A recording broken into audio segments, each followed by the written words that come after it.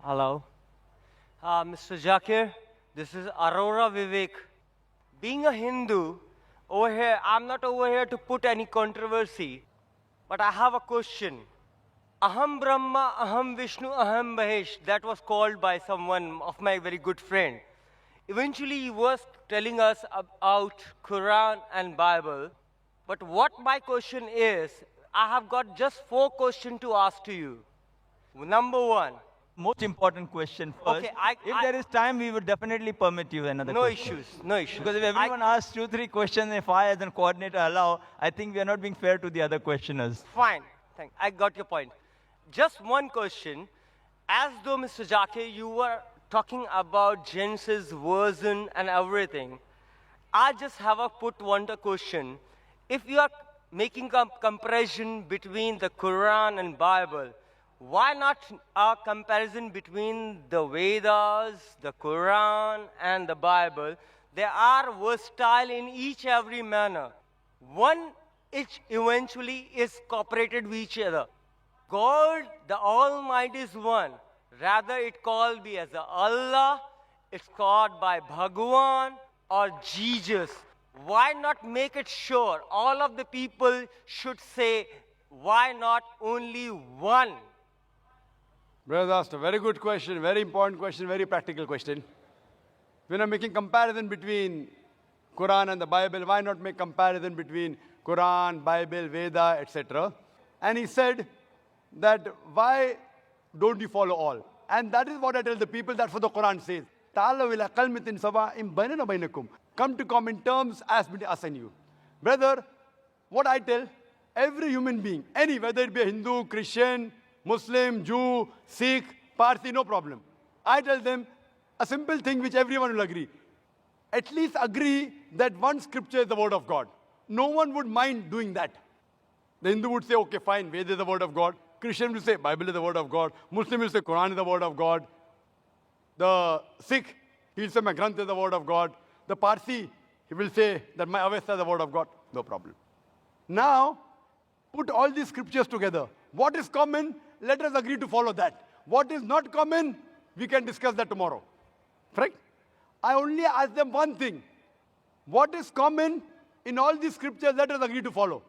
Because Sorry at to least- interrupt you, sir. Sorry to interrupt you. Brother, please let me complete the answer. And Please, after please, after I finish the answer, what you want, you can say. Maybe what you want to ask, I will give in the answer. Correct? I go in stepwise. Right, sir. The mathematical, if you want to solve a problem, if I directly give you the answer, you won't understand. I have to go stepwise. 1, 2, 3, 4. Fine. Exactly. So my only request is, what is common in all the scriptures, let us follow. What is not common, we'll discuss later on. Fine. Now, common in all the scripture is that God is one. So let us believe God is one. Ved says that God is one. Didn't I say that? Ikkam evidityam. God is only one without a second. Bible says that. Gospel of Mark, chapter number 12, verse number 29. Book of Deuteronomy, chapter number 6, verse number 4. Shema Israel, Adonai Adonai Echad. Hear, O Israel, the Lord, our God is one. The Jews say that, the Christians say that. Quran says, Kul wallahu ahad. Say there's God one and only. So where does this Trinity come in between? Where does this Brahma, Vishnu and Shiva come in between? Where? I didn't believe in that. Brother, let me complete. There is no Brahma mentioned in the Quran. There is no Shiva mentioned in the Quran. There is no Jesus mentioned in the Quran that he is God. It's mentioned in the Quran, he is a messenger of God. The Bible also doesn't say that Jesus is God. It is the false reading of the Christians. So how come you are saying that it doesn't matter whether Allah, Jesus? It matters. The Quran says, in Surah Isra, chapter number 17, verse number 110, Qulidullah abidur rahman ayamatadu falal asmaul husna. Say, call upon him by Allah or by Rahman. By whichever name you call upon him, to him belong the most beautiful names. It should be a beautiful name. It should not conjure up a mental picture. It should be a true name. You can't give a false name to God. You can't insult God. You can't belittle God. Some people tell me, what difference does it make? You call Pani, you call water, you call Tani. No problem. If you call Pani, you say in Hindi. Tani, you say in Tamil. Moya or Mai, you say in Arabic. Jal, you say in Hindi. No problem. You can call by any name. But then, one morning, my friend comes and tells me, every morning I have water. But after I have water, the doctor told me I have a lot of water. But I start vomiting. I said, why? No, the water is yellowish. The doctor told him to have water. He has every morning 1 glass of water. The water is yellowish. Yellowish. Yellowish. Then I realized what he's talking is not water, it is urine. You can't call urine as water. The definition of water, you can call Tani, you can call water, you can say Rahman, you can say Rahim, you can say Karim, you can say Rab. But you can't call God as man. You can't call God as insan. Therefore, you can't call water as urine. And the touchstone for theology is Surah Ikhlas, chapter number 112, verse number 1 to 4. What I mentioned in Surah Ikhlas. So what I'm going to tell, that what is different, keep it aside. Nowhere does the Quran say that Jesus is God. Nowhere does the Quran say Mahesh is God. So keep Mahesh out. Yes, if you say Brahma, Brahma is a Sanskrit word which is known as a creator God. So if you say creator, I've got no problem. If you say God is a creator, I've got no problem. Because Quran says that God is Khalik, creator. But then you say this creator has got 4 heads. He has got 4 hands. Then you're giving an image to God. You're going against Veda. Na tasya pratimasti. Of that God, there is no image. I do believe So call him creator. But you say that creator is a man, then he's not God. I do have an He should apology. be the creator. So same way, brother, if you see my video cassette, similarities between Islam and Hinduism, inshallah, most of your queries will be answered. Hope that answers the question. I do apologize. What I was specifically want to say to you, Mr. Zakir, I do not want to get into controversy over here.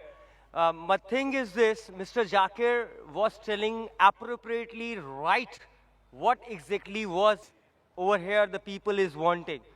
What I wanted to know, basically, exactly what the speeches he is providing to us, we are over to listen him.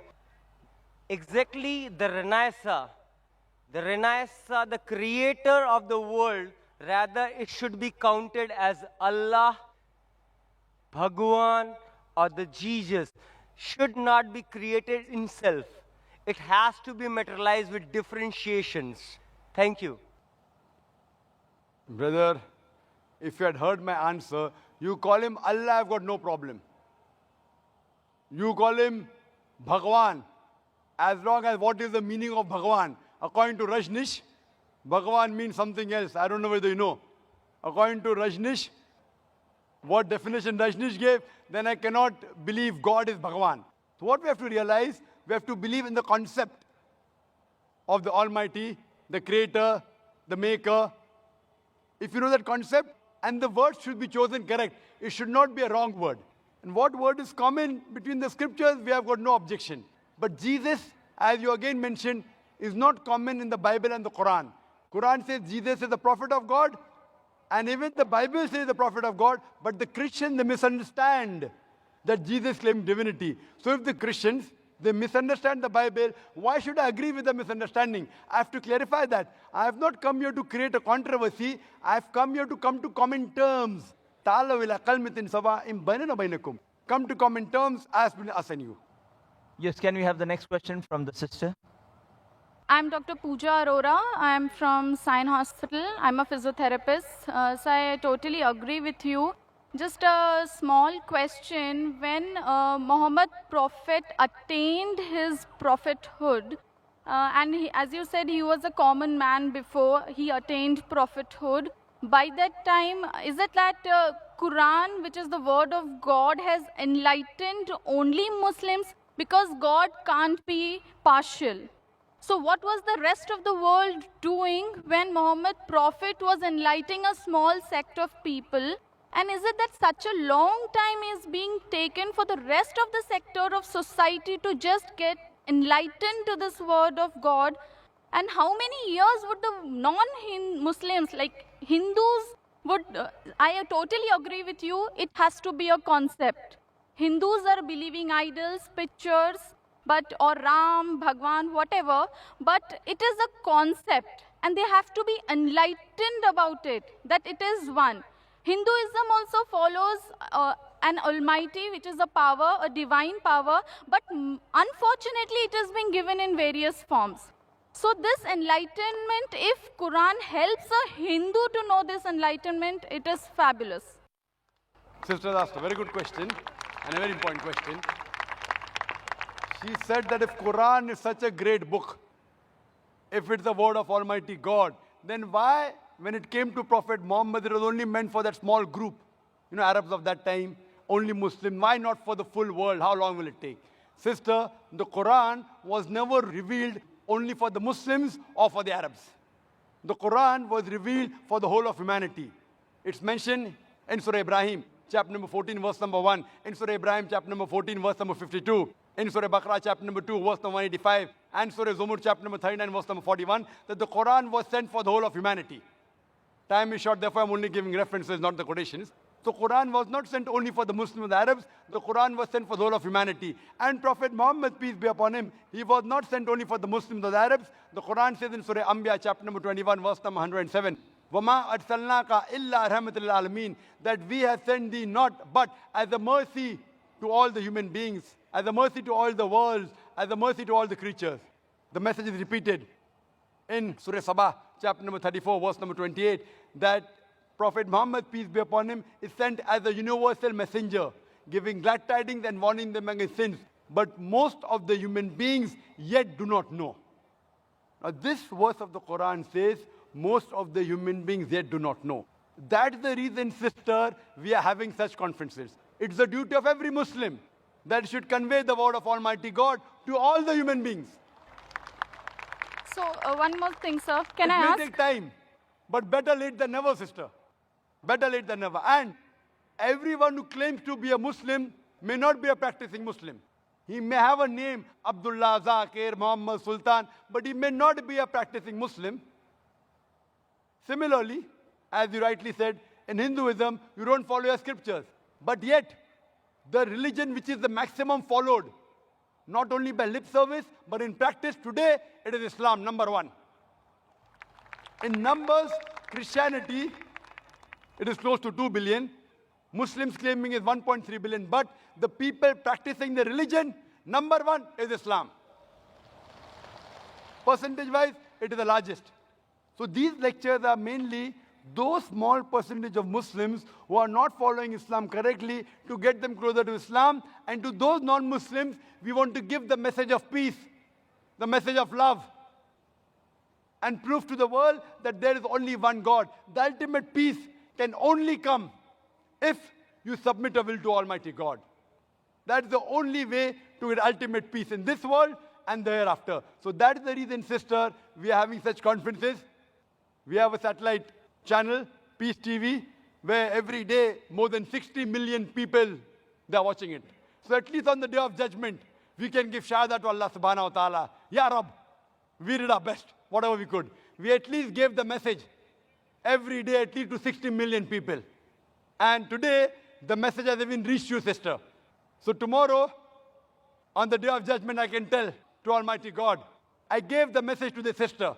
Whether you accept or not is in your hand, sister. I just want to add, can I? Thank you very much, sir. Just one more thing, because God is impartial, so on the day of judgment, as you did a partiality that non-Muslims should be given first priority to ask their questions, God is impartial. So if Hindus stop believing in idols and pictures and they start believing in the Almighty, which has got no form, no shape, and on the day of judgment, is it that they will be not behaved as Muslims by God? No, it is not like that. It is the concept which is there in Hinduism, the misbelief that is followed in forms.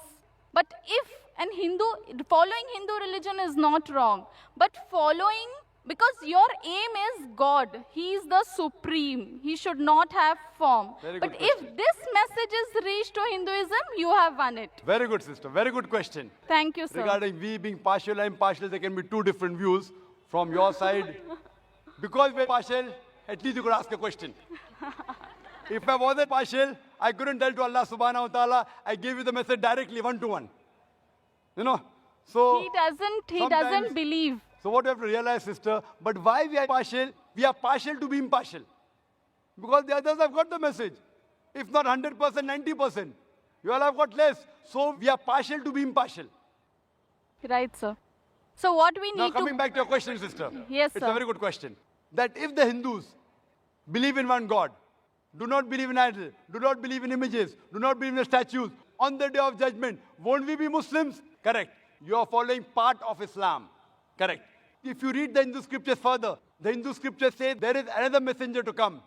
And the coming of Prophet Muhammad, peace be upon him, has been prophesied in various places. He's prophesied in Bhavishya Purana, Parva 3, Khanda 3, Adhyay 3, Shlokas 5 to 8. He's prophesied in Bhavishya Purana, Parva 3, Khanda 3, Adhyay 3, Shlokas 10 to 27. He's prophesied in the Atharva Ved, chapter number 21, verse number 6. Atharva Ved, chapter number 21, verse number 7. He's prophesied in several places. He is mentioned by name no less than 100 times as Muhammad in the Hindu scriptures. Right, Time sir. doesn't permit me to mention all the references.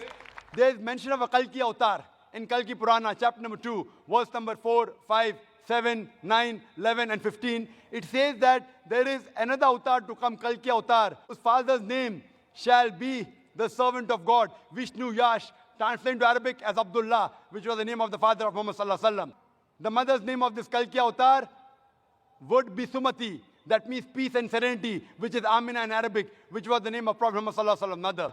This person will be born on the 12th day of Madhav, the 12th Rabi Awwal. That is the Prophet Muhammad sallallahu alaihi wasallam born. He'll have 4 companions, and we know the first for Khulfa Rashidin. It says that he will be born in a place which is peaceful in Makkah. He'll be born in a house of the chief of Makkah, that is the Quraysh tribe. It says that he will go northwards from a cave and come back. And Prophet Muhammad sallallahu alaihi wasallam went from Makkah to Medina and came back. On and on, talking about Kalki Avatar. So you believe in one part, La ilaha illallah. You also have to Muhammadan believe in Rasulullah. Muhammad Rasulullah. Thank you, sir. Thank you. And if you do this, you keep your name, whatever your name was, whether Preeti, whatever name, sister. What is the name, sister? Pooja. Pooja. You keep your name. Don't change your name. But indeed, you will be a Muslim. Changing your name is not required. So the concept... Big concept of one God, no statue, no images, last final messenger, Prophet Muhammad. Inshallah, on the day of judgment, you will go to heaven with your name, Pooja. So the pathways are different. The only thing is the goal should be the same. That is No, what sister. I believe. For the goal, pathways are different. If both the different pathways go to the same goal, they it is meet fine. at the same goal. Yes, sir. That is what I want to say. All the roads don't lead to Rome, sister. Fine? You may think it will lead. So if you think falsely, I have to correct you. I don't can- believe... No, sir. No, sir. sister, if you say you're a Hindu, by Yeah. definition, Yeah. Hindu is a person who lives in India.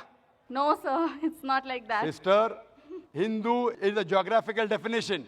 You don't know, I know. I'm a Hindu by geographical definition. I'm a Hindu. Geographically, sister, the word Hindu was first used by the Arabs. There are many Arabs here. They call me Hindi when I go there. Hindi, Hindi. They tell I'm a Hindu. The word Hindu was first used by the Arabs when they came to India.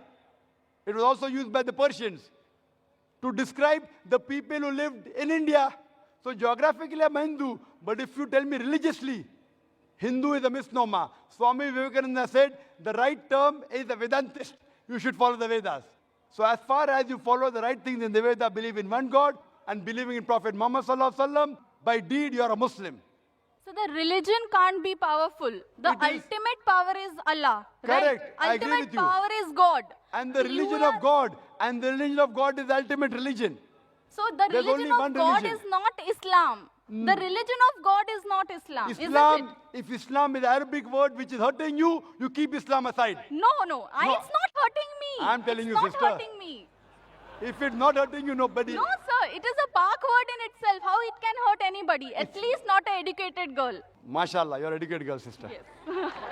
Thank you so much. Thank you, sir. Sister, Islam means submitting your will to God. So if Islam is a problem, keep Islam aside, but submit your will to God. Allah says in the Quran in Surah Al-Imran chapter 3 verse number 19, Inna Dina Indallah Islam, the only religion, the only way of life accepted in the sight of Allah is submitting our will to Almighty God. Yes, brother. Mr. Naik, this is myself, Dr. Suryakant Pawar from St. George Hospital. Thanks for the nice and enlightening lecture about the Quran as God's word. As you mentioned that Quran is God's word, I just want to ask you, who is the creator of the God? What is the origin of God? The brother asked a very good question. That if Quran is the word of God, who is the creator of God? Very good question. If I ask you, brother, that your friend John, he gave birth to a child. Can you guess the child was girl or a boy? Your friend John gave birth to a child in the hospital. Can you guess, was it a girl or a boy? Guess. No, Girl or a boy? I can't guess. Sorry? I may not guess. Try.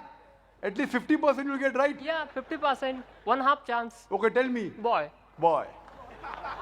Whether can a man give birth to a child? No. So is it a girl or a boy? But the name can be for a female. I'm asking you, your friend John. I don't know anyone female called by John. No, we can call, No. na? Okay, suppose a friend who is a boy, is a man. He went to hospital. He gave birth to a child. Was it a girl or a boy? Girl. Can a man give birth to a child, brother? No. Now you understood. A man can't give birth to a child. So where's the question of it being girl or a boy? So by definition, God is uncreated. So a question, who is the creator of God, is like I asking you a question, your friend who's a man, he gave birth to a child, is it a girl or a boy? The question is illogical. Because by definition, a man cannot give birth to a child. So where's the question of girl or a boy? So by definition, God is uncreated. Every created thing has a creator. God does not have a creator. Therefore, my argument with the atheist, I never ever said that everything has a creator. I said every created thing has a creator. But the God is uncreated. By definition, the moment I mentioned who is the creator of God, he is not God. وَلَمْ يَقُلْ لَهُ كُفُوًا أَحَدٌ. Therefore, by definition, God is uncreated. Hope that answers the question. Okay. Thank you. The next question from the brother in the back. My name is Peter. I'm a student of religion philosophy. Now, my question is on the textual authenticity of the Quran. First, when Abu Bakr commanded Zaid to gather the text together, he did that. But there is also written in Al-Bukhari, volume number 5, page 96, Abdul ibn Masud, he was the authority mentioned by Muhammad. He gathered a text. Then Salim, the freed slave, he gathered a text. And also Ubay ibn Ka'b, a master reciter mentioned by Muhammad. And there are also other people who compiled their text. But when Usman became the Khalifa, he ordered Zayed to make replicas, 7 replicas of his text and sent it to the different parts and ordered those previous texts to be burned. Now, if those master reciters compiled the Quran and Usman ordered those texts to be burned, now there rises a question on the authenticity of the Quran.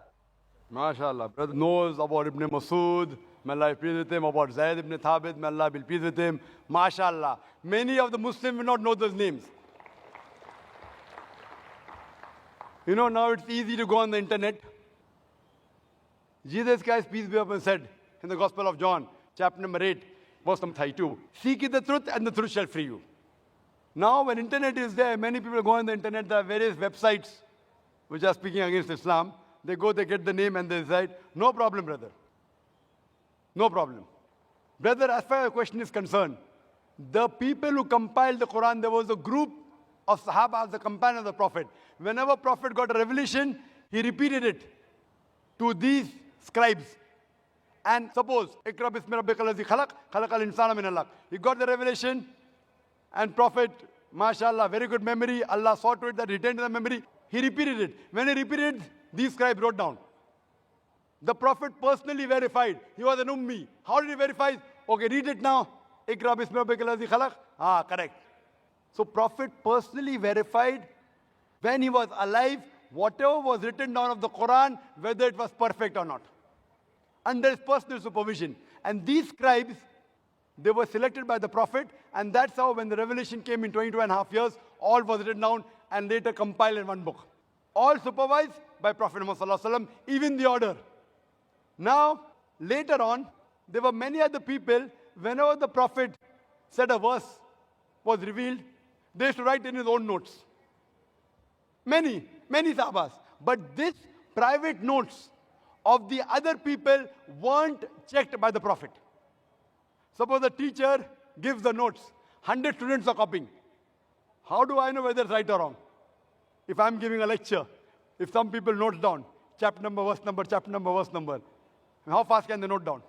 And if I don't verify, they say, oh, Dr. Naik, you said this reference. Where did I say it? Have I checked it? So what happened later on, there were many variants version of the Quran. Version means people thought their own notes to be the real Quran. And when Islam spread, people did not know which was the real Quran. So at that time, whatever the compiled copy was there, when Hazrat Abu Bakr, may Allah be pleased with him, during these scribes, it was then in the hand of the wife of Prophet, Hazrat Hafsa, may Allah be pleased with her. And then Usman ordered that copy, may Allah be pleased with him, and had a replication so that it could be sent to different parts of the world. And then he said, whatever copy you have, whether right or wrong, you burn it. Because that hasn't been verified. So people had their own notes. Suppose someone makes notes of my lecture, there are people making here notes. Maybe 80% is right, 90%, 100% is very difficult. Correct? 100% is very difficult. So 80%, even if it's 100% correct, if I give you now, this is the book of my lecture. You know, you'll be getting a book now. Quran and Modern Science. Authenticated by me. Your notes, you throw it away. Why does he require the notes? I have given you a book. Anyway, you aren't getting the full lecture. You are getting part of the lecture, Quran, Modern Science. Now that part I'll tell you, brother, throw that notes away. This is correct. Authenticated by me, Dr. Zakir Naik. My book. The same way, whatever was authenticated by the Prophet, the revelation of Allah subhanahu wa ta'ala, Hazrat Usman, may Allah be pleased with him, he said, all the other copies should be burned. That does not mean there was variant Quran. There was one Quran that was revealed. But people, when they wrote with their own notes, there were differences. So that's the reason now one of those copies is even today present in Koptaki Museum in Istanbul. So this, and if you check it with today's Musaf, it is exactly the same. Word to word, letter to letter. That's the way. Even if you try to change it, you cannot, because today there are millions of people who know the Quran by heart.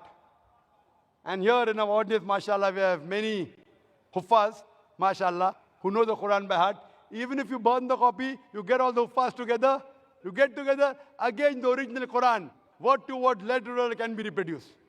Hope that answers the question. But isn't it the same with the master reciters at the time of Muhammad? And the Zaid's text was compiled only after the death of Muhammad. That's totally wrong to say that. What we have to realize that Zaid ibn Thabit, he was appointed as the chief of the scribes. There were many Sahabas together. He was appointed as the chief. And this was personally verified by Prophet Muhammad sallallahu alaihi wasallam. And later on, at the time of Hazrat Abu Bakr, may Allah be pleased with him, it was made into a book form. Because at that time, there was not paper, there was no pen. It was written on parchment, on bones, on blades, on different material. Then it was later transferred to one uniform material and made into a book form.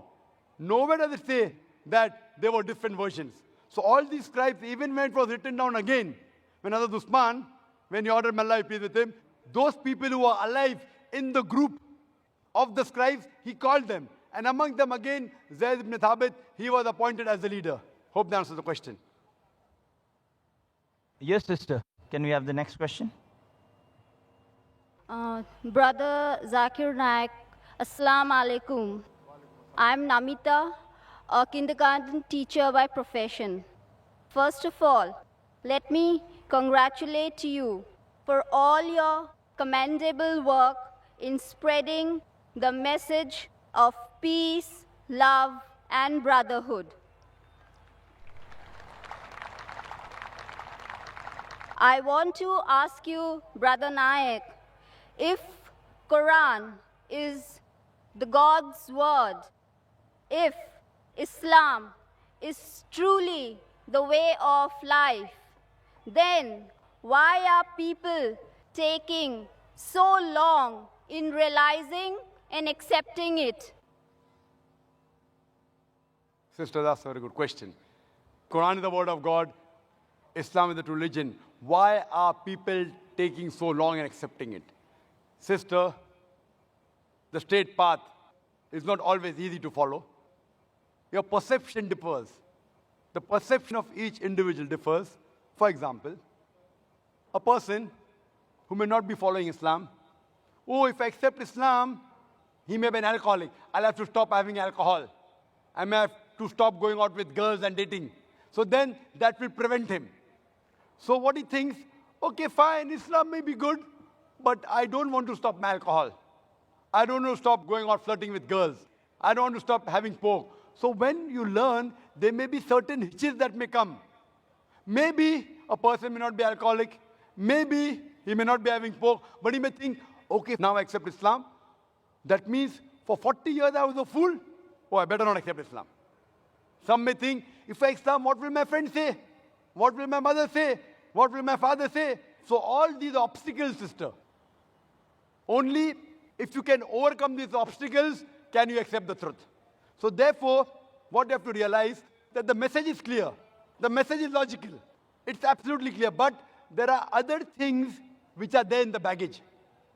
A person has to be so strong that, fine, if this is the truth, I'm ready to accept the truth, even if I have to leave my other non-Muslim friends.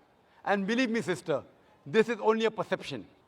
I know many non-Muslims who have accepted Islam, and yet they have got their old friends. And people tell me, oh, Zakir, don't speak to non-Muslim, you lose the friendship. I've got very good non-Muslim friends also. MashaAllah, they respect me. You have appreciated me. MashaAllah, you're a non-Muslim. So my job is to present the truth. And one more thing, Quran clearly mentions in Surah Baqarah, chapter number 2, verse number 256, La ikrah fid deen. There is no compulsion in religion. Truth stands out clear from error. Our job, sister, is to present the truth. Whether a person accepts it or not, it depends upon him. If Almighty God wanted everyone to accept it, it's very easy. It's mentioned in the Quran in Surah Yunus, chapter number 10, verse number 99. If he wanted, he could have made all the human beings believers. Very easy. Kun fayakun, very easy. But where is the test? Allah says in the Quran, in Surah Mulk, chapter number 67, verse number 2, Allazi khalaqal mawta wal hayata. It's Allah who has created death and life to test which of you is good in deeds. So this life, sister, is a test for the hereafter. Now when a person realizes the truth, everything you realize the truth, you don't follow. You may follow 80%, you may follow 50%. There are very few people who follow 100%. Even all the Muslims don't follow 100%. Some Muslims may have bad habit, yet they are Muslim. So what we have realized, sister, the major points of oneness of God and believing in the last and final messenger and believing in the hereafter, these 2-3 points are the most important, sister. And that's the same thing I'll tell you, sister. You ask me the question, I'll ask you the same question. Then what is taking you so much time to accept the truth, sister? Dr. Zakir Naik, I would just like to tell you something, that here, with your blessings, I accept Islam and repeat the kalma, La ilaha illallah, Muhammadur Rasulallah. MashaAllah, sister, may Allah bless you. And may Allah come to Jannah, inshallah. Sister. And welcome you, sister. And may Allah subhanahu wa ta'ala bless you and grant you Jannah. Ameen. May we have the next question from the brother in the front. Firstly, sir, congratulations for arranging this program. I am Advocate Shivaji Sapkal from Bid, Maharashtra. This program is peace for all over. I get the opportunity to ask question. But my question is not related to Quran. Yes, sir. Yes. Sir, there are lakhs of Marathi speakers. I also Marathi.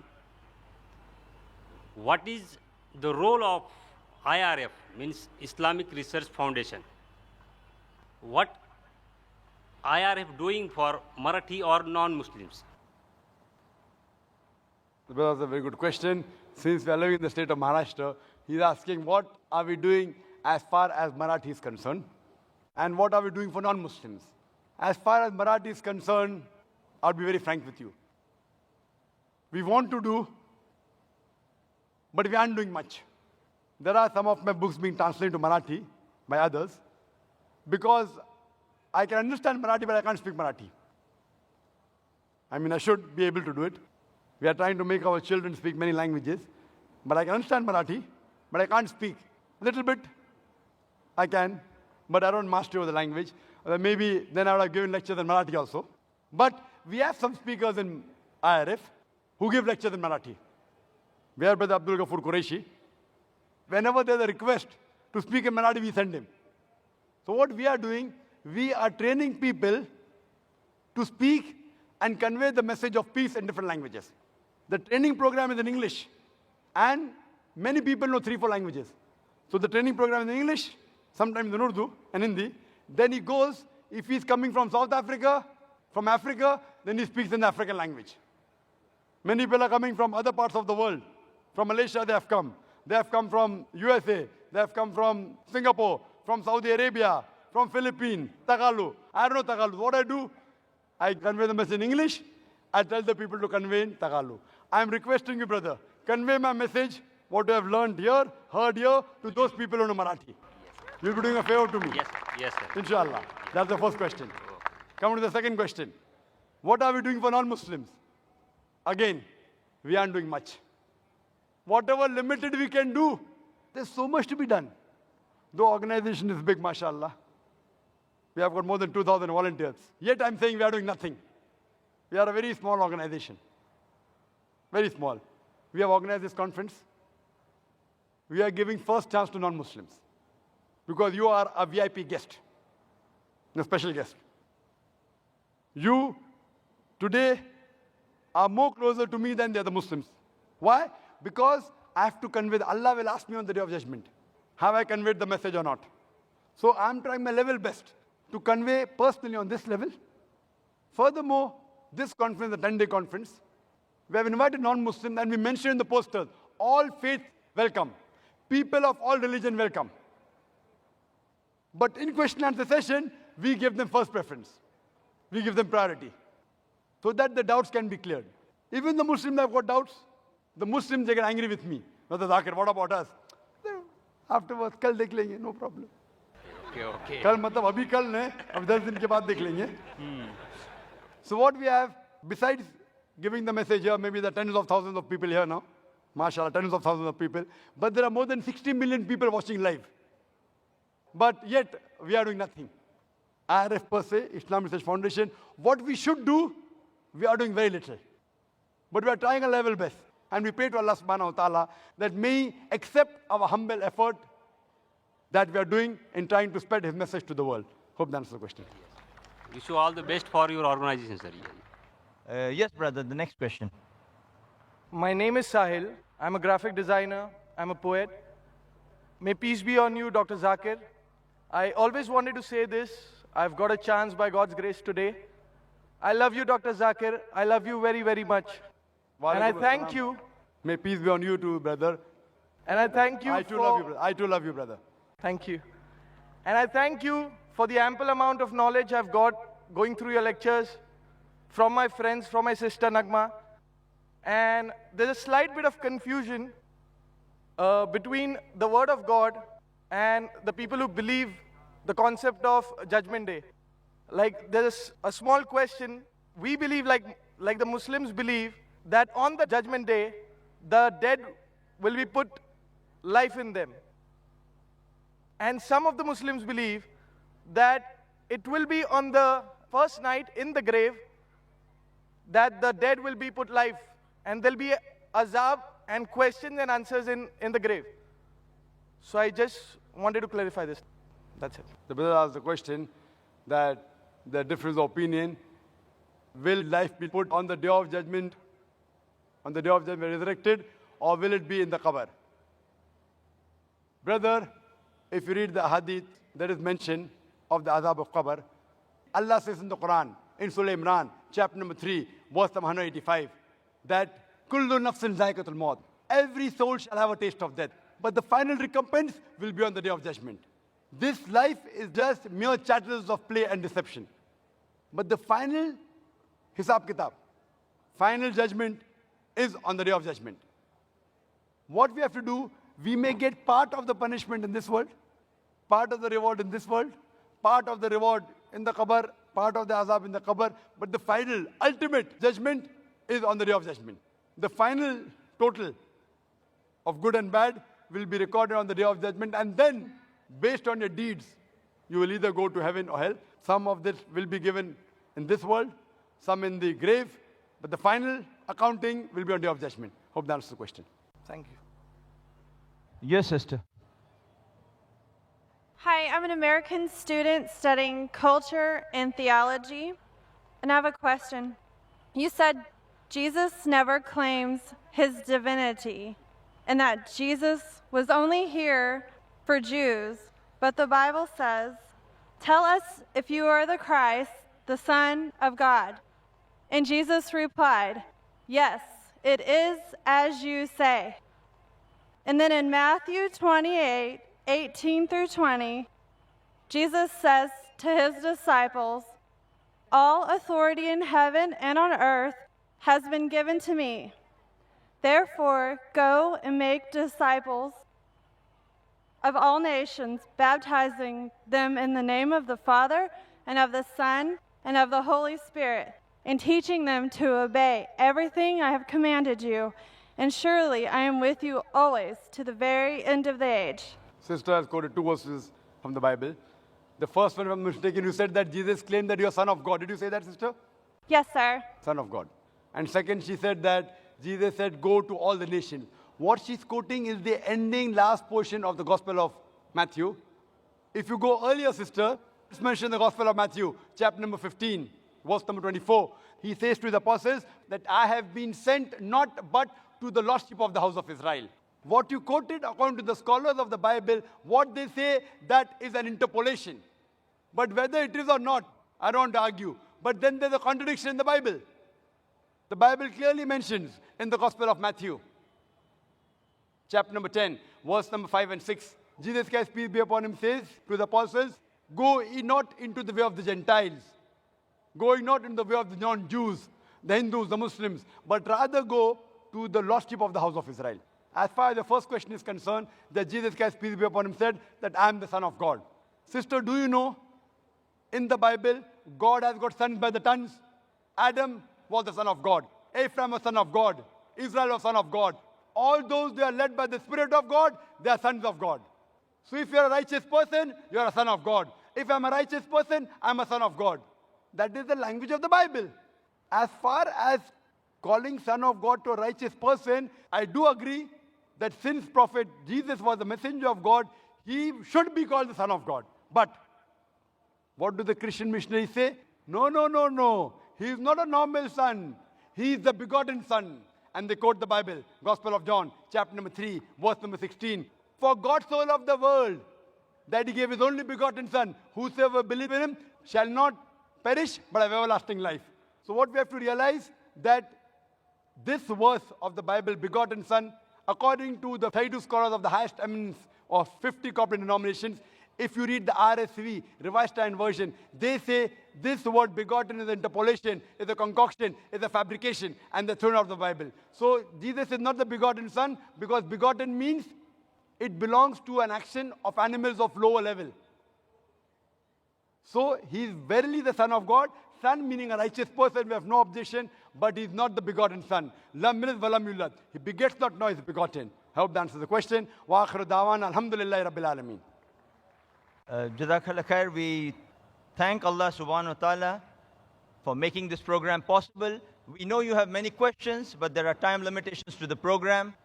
We thank Allah subhanahu wa ta'ala not only for making this program possible, but for creating this opportunity for a better understanding on the topic for the millions of people too, other than those present here watching us on television, who may, inshallah, share some of the learnings from this talk and question and answer sessions to others less aware, for them to gain better understanding and hidayah too. We thank all who have contributed and made this program practically possible for all present here today and for its telecast, and those who have come to attend this program. Jazakallah khair.